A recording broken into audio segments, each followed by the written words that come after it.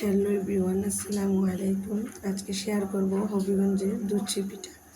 ময়দা বা চালের গুঁড়ো দিয়ে এই ডো তৈরি করা যায়। আমরা কিছু ডো তৈরি করলাম এবং হাত দিয়ে ঘষে ঘষে ছোটো আকারের পিঠা তৈরি করলাম। তারপর এই পিঠাগুলো 1 লিটার দুধ চুলায় বসালাম, দুধ জাল করলাম এবং এতে তেজপাতা, এলাচ এবং একে একে চিনি অ্যাড করব। চিনি অ্যাড করার পর অনেকক্ষণ জাল করব।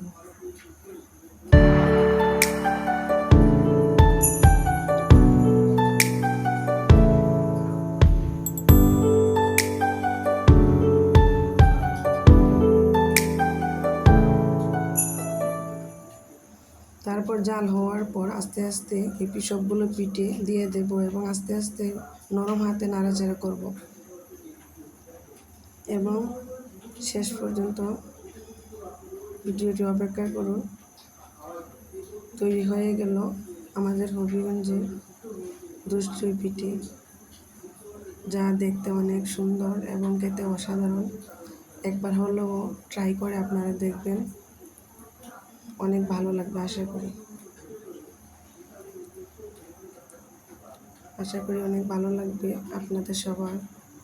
তারপর শেষ পর্যন্ত আমাদের রেসিপিটা দেখেন কেমন হয়েছে। এবং আজকে এই পর্যন্তই। আল্লাহ হাফেজ। যদি ভালো লাগে অবশ্যই কমেন্টে জানাবেন এবং আমার চ্যানেলটা সাবস্ক্রাইব করবেন।